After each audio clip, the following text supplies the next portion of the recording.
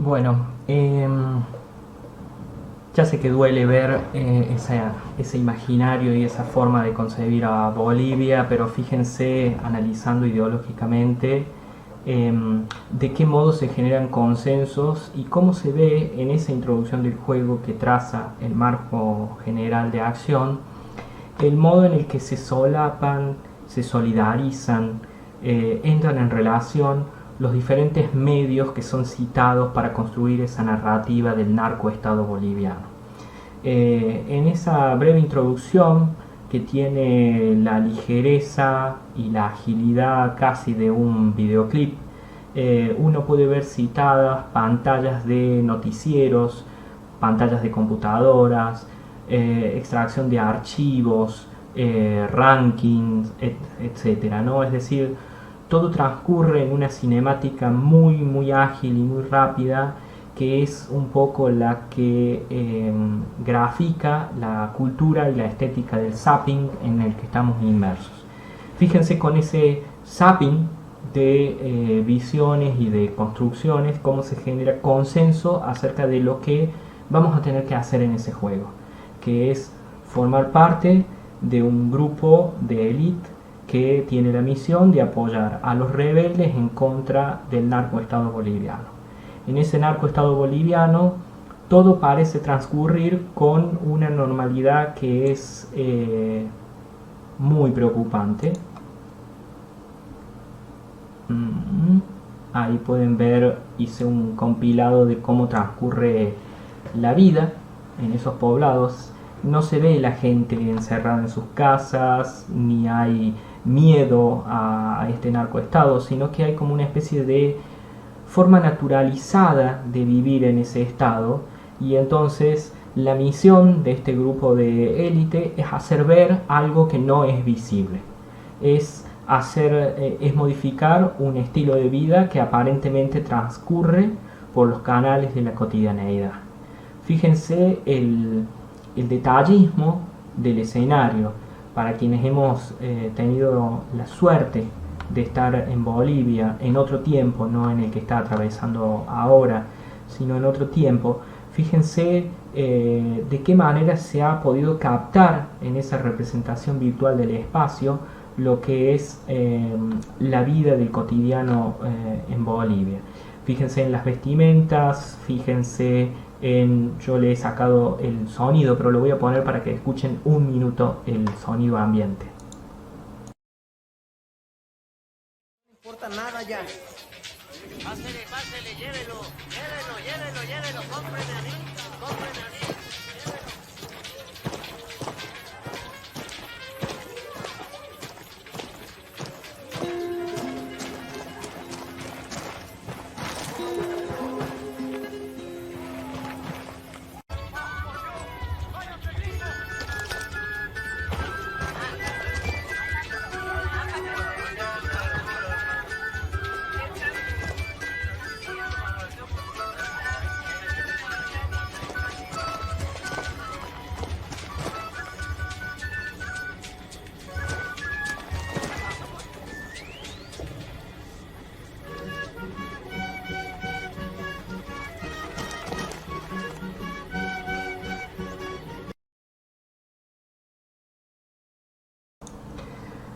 Lo que podemos ver aquí es precisamente algunos de los conceptos que trabajan Caldwell y Lenoir, sobre todo el concepto de realismo selectivo.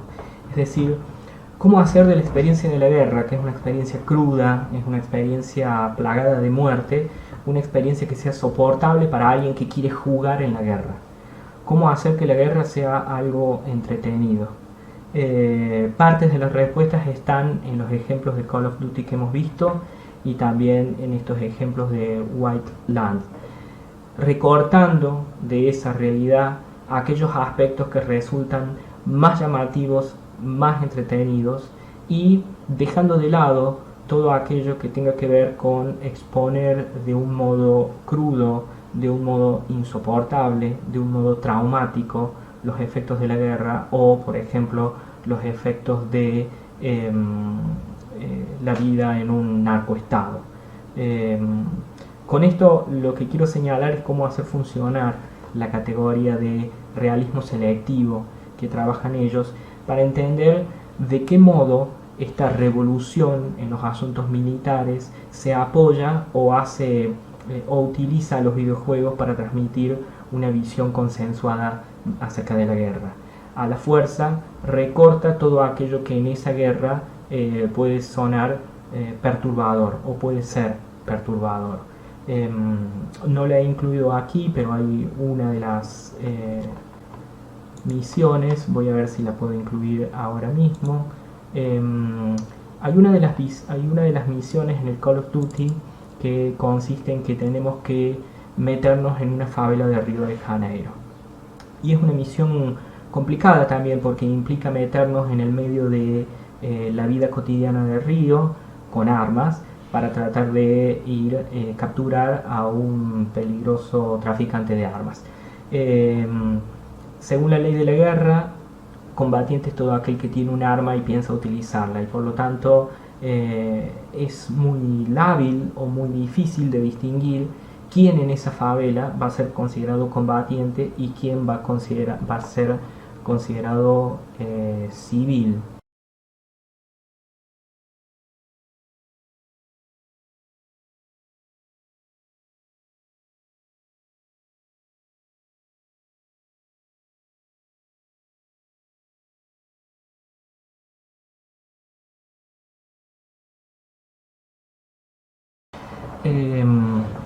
Termino con dos cuestiones. Dijimos que se puede ver aquí el concepto de realismo selectivo, pero también se puede ver otro concepto muy interesante que trabajan los autores, que es el concepto de premediación.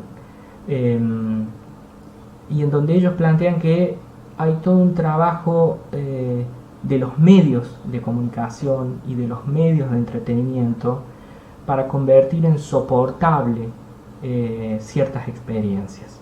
Y en ese sentido, lo que hacen, por ejemplo, la televisación de la Guerra del Golfo es premediar, es decir, mediatizar esa experiencia para que luego, cuando la vemos en otros contextos y en otros formatos, resulta soportable. Dejo la inquietud no más de que es interesante pensar ese concepto para leer algunos de los videojuegos actuales y ver de qué modo los videojuegos habitúan, al decir de Jesper Juhl, a que ciertas experiencias no sean tolerables, ¿no? Y qué papel tienen los videojuegos para que esas experiencias sean tolerables. Otro de los ejes que me interesaba abordar, y que para eso está el texto de Sara Ahmed en bibliografía, es el eje de las emociones. ¿Qué nos pasa qué nos pasa con los videojuegos, por ejemplo? Hay uno de los capítulos del Modern Warfare que es realmente patético, en el sentido en que busca generar esa idea de patos, de sufrimiento, de ponernos en la piel de alguien que sufre. Pero fíjense cómo un juego comercial como Call of Duty nos coloca en la piel del combatiente que sufre, y sobre todo del combatiente de la OTAN que sufre. Saco el sonido un minuto, fíjense de qué modo se grafica esa experiencia.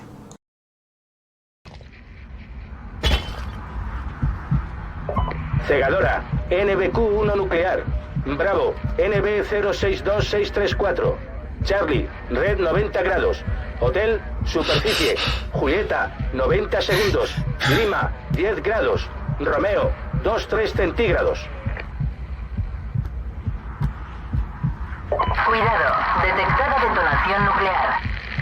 Se predice lluvia radioactiva en un radio de 12 kilómetros.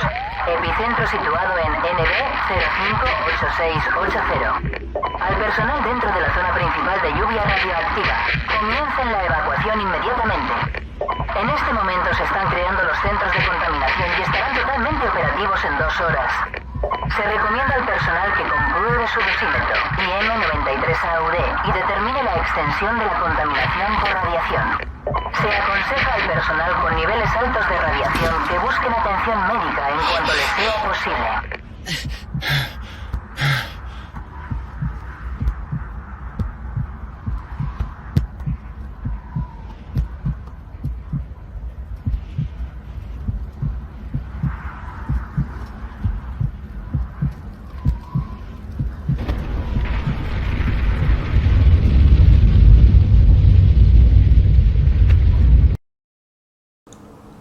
Lo que se puede ver en este ejemplo es cómo, por ejemplo, el estudio creador del Call of Duty Modern Warfare elige esta escena. Hay otros capítulos que buscan igual patetismo, pero fíjense cómo con grandes tintes de cinematografía de catástrofe se logra implicar emocionalmente a quien juega en una especie de generación de sentimientos de odio y de miedo, que son los dos sentimientos que hemos propuesto analizar a partir de los capítulos de Amet.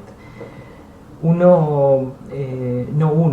jugador se ve fuertemente impelido a odiar por temor a que suceda aquello que ha provocado una escena como esta o otras escenas del juego.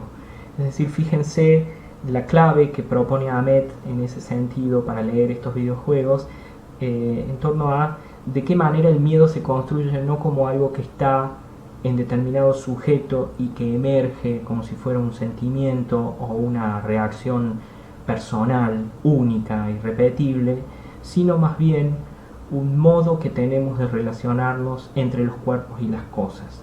El miedo y el odio se pega a los cuerpos y las cosas porque hay todo un trabajo social, porque hay toda una economía afectiva que se encarga a lo largo del tiempo de recordarnos qué cuerpos tienen tales características y qué cuerpos no los tienen, a qué cuerpos les tenemos que temer y a qué cuerpos tenemos que odiar. En ese sentido, la perspectiva de Amet, la perspectiva de esta economía afectiva del miedo y del odio, nos permite ver de qué modo los videojuegos utilizan también lo patético, lo espectacular, lo épico, lo heroico, lo sacrificial y otras escenas a las cuales nos tiene acostumbrado, por ejemplo, Hollywood, para resaltar ciertas actitudes y ciertas reacciones emotivas que son, les aseguro, sumamente calculadas en ese sentido.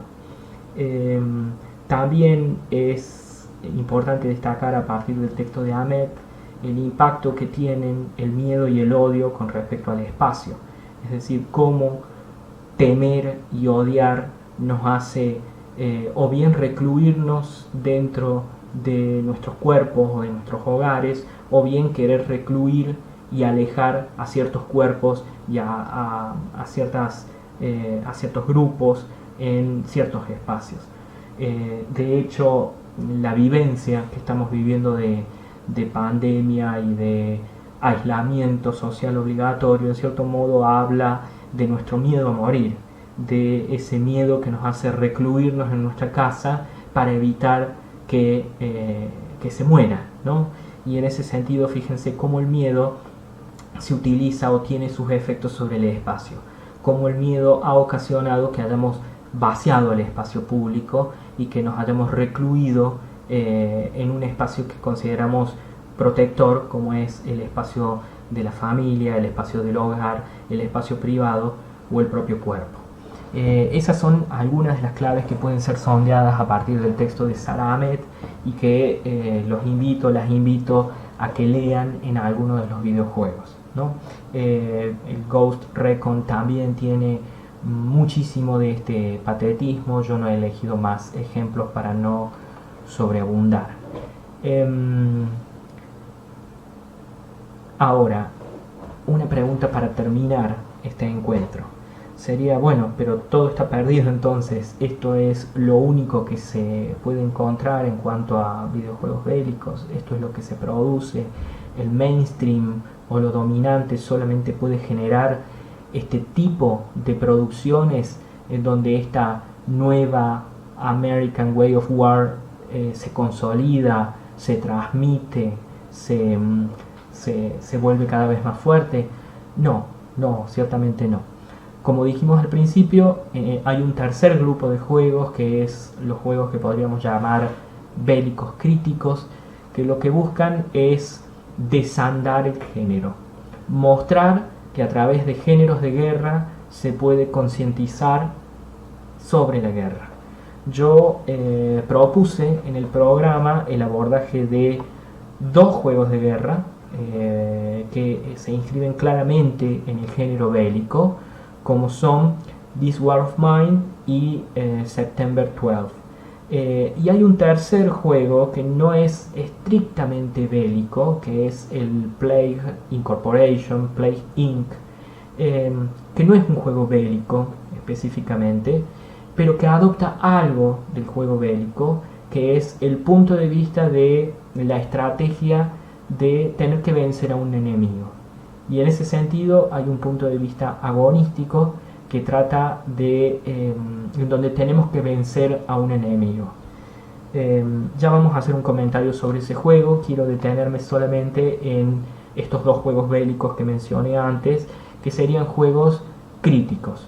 Voy a proyectar ahora el trailer de This War of Mine para que vean más o menos por dónde va la crítica de este tipo de juegos.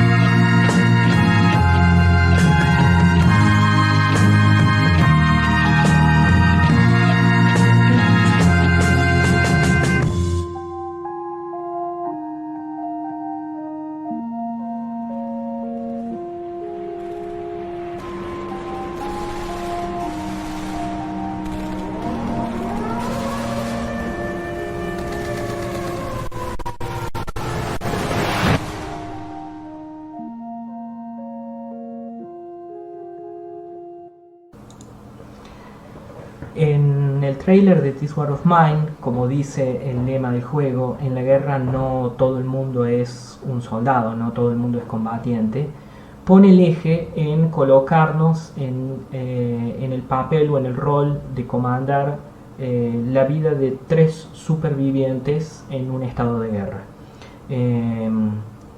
Tenemos que sobrevivir 40 días hasta que llega la ayuda humanitaria. Sobrevivir detrás, como ven en el trailer, detrás de las paredes, al fuego cruzado entre los bandos. El juego no tiene una narrativa establecida, cambia la narrativa cada vez que jugamos en función de un procedimiento específico de programación y hace que cada jugada sea distinta a la anterior. Lo particular del juego, o de este juego, es que nos coloca como jugadores en una situación ética muy complicada, porque hay decisiones por tomar que tienen que ver, como por ejemplo, si vamos a ayudar a alguien que viene a nuestro hogar a pedirnos alimento o medicamento, si vamos a tomar la decisión de colaborar con él y darle, por ejemplo, el alimento y los medicamentos que tenemos disponibles para nosotros. Recuerden que la misión o el objetivo del juego es sobrevivir 40 días. Es decir, este tipo de juego lo que hace es poner sobre el tapete o hacer visible aquello que los juegos comerciales como Call of Duty no hacen visible. Como por ejemplo, ¿dónde están los civiles en los juegos de guerra comerciales? En algunas misiones hay bajas civiles y si uno mata a un civil, pierde en el juego comercial. Sabemos que eso es fruto de un realismo selectivo. Sabemos que en la guerra hay daños colaterales, sabemos que hay muertes de civiles y que raramente esas muertes son penalizadas por los ejércitos o los estados. En ese sentido, este juego, This War of Mine, nos coloca en la difícil situación ética y en la difícil experiencia de tratar de sobrevivir. Sobrevivimos sin un arma en la mano, sobrevivimos como se puede en este contexto de guerra. Es realmente un juego muy bueno y esta es una opinión personal. A mí me provoca mucha angustia jugarlo porque es un juego que nos coloca todo el tiempo ante situaciones éticas que, volviendo a lo que decíamos con Jesper Juhl, es colocarnos en una situación de experiencia y de experimentación que no ahorra despotenciar las emociones que vivimos en ese contexto. Si bien estar en una ciudad sitiada es obviamente muy diferente a jugar un videojuego sobre una ciudad sitiada, el juego persigue utilizar el patetismo de esa situación, pero en una dirección muy distinta a la que veíamos recién en el ejemplo de Call of Duty. El patetismo utilizado en Call of Duty conduce a un refuerzo de los sentimientos de odio y de miedo. En un juego como en This War of Mine, el uso del patetismo y el uso de las emociones persigue la reflexión y la concientización acerca de los males de la guerra. Hay otro videojuego que también intenta mostrar esto que estamos diciendo. Se llama September 12. Se puede jugar gratuitamente en internet. Es un videojuego que pertenece a una rama que se llama News Gaming. Nosotros comandamos esta mira que dispara misiles, supuestamente desde una altura de dron, en una ciudad que parece de Medio Oriente. Si ustedes se fijan bien, en esa ciudad circulan civiles, pero también, vamos a ponerlo entre comillas, terroristas, que son personajes que portan un arma en la mano, es decir, combatientes.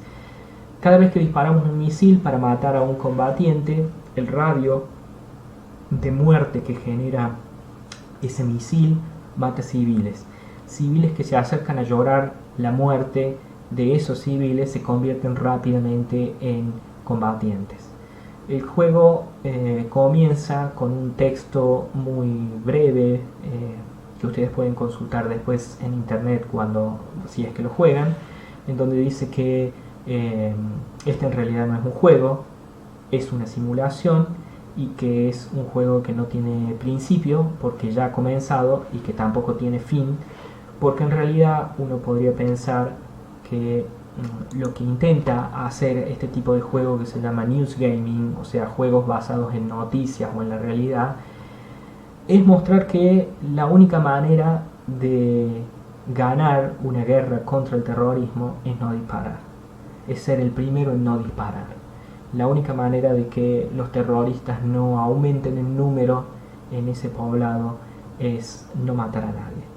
Y esa es una decisión que va en contra de la necroética y de esta New American Way of War que estamos analizando.